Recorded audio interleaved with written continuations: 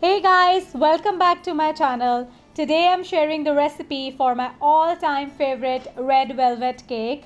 This cake is specially made to thank you for all your continuous support. I absolutely love your amazing feedbacks. And for all those of you who have still not subscribed, please subscribe kar do na yaar.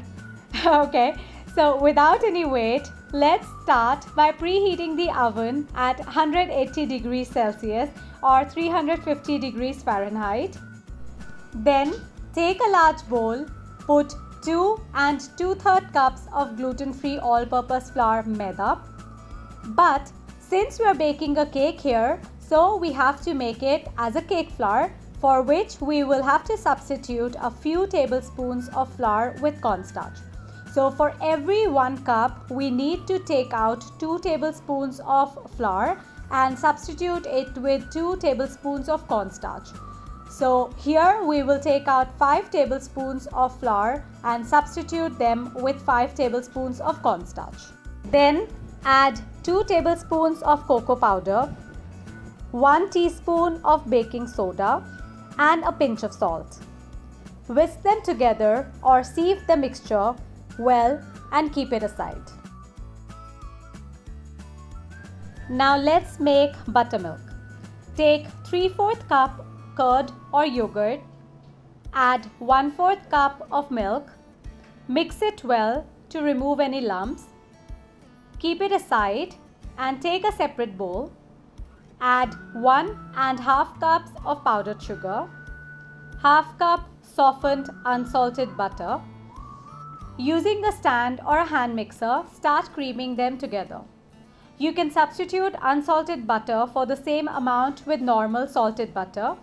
But if you are doing that, then please leave out adding the salt in the dry mix. So once the sugar butter mixture looks fluffy and creamy, start adding egg one at a time, beating in between to combine. At first, it might look curdled, but keep mixing until it's smooth. Add 1 cup oil. I'm using canola, but you can use any non-fragrant vegetable oil. Now add 1 teaspoon vanilla extract or essence, 1 cup buttermilk and keep mixing it well. Now add 1 teaspoon of red food color. I'm using gel food color, but using liquid will also be fine. Whisk it all well so there are no lumps of food color remaining. Now that the food color is properly mixed, add 1 teaspoon of white vinegar. Please do not add apple cider vinegar as it will result in cake being bitter in taste. Transfer the dry flour mix to the wet mix and whisk only for a few seconds until well combined. Our batter is now ready. Divide this between 2 8-inch cake pans. Since this is a thick batter, you will have to spread it out evenly using a spoon or a spatula. Once you've poured the batter in both the pans, bake them in a preheated oven for 25 to 30 minutes on the same shelf or until a toothpick inserted into the center of the cake comes out clean. Let them rest for 10 minutes in the pan and then take them out and let them cool on a cooling rack. The cakes have cooled down. Let's now prepare the frosting. Take a small bowl, put 200 grams of cream cheese and using a fork start creaming it. The cream cheese should be at room temperature so it's easier to cream it. Once it looks smooth with no lumps, keep it aside.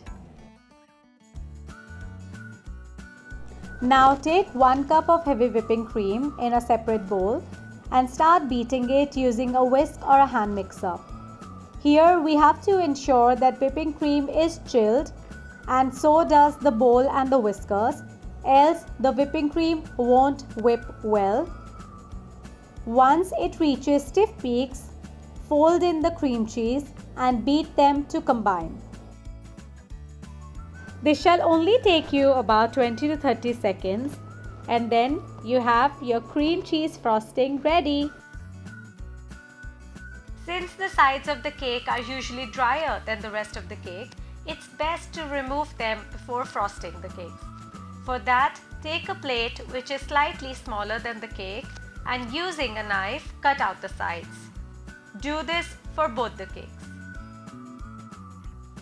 Now take a cake board or a plate, put a dollop of frosting so the cake doesn't slip while we are frosting it. Then put the cake on the board upside down. So we have a level surface to frost, and you can start by putting frosting directly, but it's always better to put some sugar syrup on it, which will prevent it from drying up in the fridge. You can use a brush or a spoon to spread it all over the cake. To make a sugar syrup, take 2 tablespoons of water, add 2 tablespoons of sugar, let the sugar melt in the water, and then let the syrup come to room temperature before using it. Then using a spatula, put half of the frosting on the cake and spread it evenly with an offset spatula. Now put the second cake upside down and repeat the same steps, that is applying sugar syrup and spreading the frosting.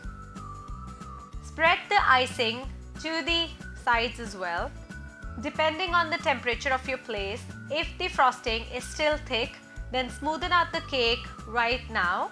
Else, if it looks runny, then keep it in the fridge for at least 2 hours and then smoothen or decorate it further. The cake is out of the fridge.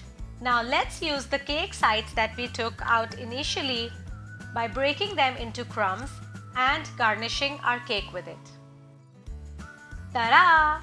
The cake is ready. Let me cut it and show you how beautiful it looks. If you like this recipe and video, please give it a thumbs up and do not forget to subscribe to my channel. You can also follow me on Insta and Facebook as dnuttygrains. And please write in the comment section if there is a certain recipe that you would want me to do a video on, and I will definitely try my best to get it out to you at the earliest. I'll see you soon with another amazing recipe. Till then, take care and bye-bye.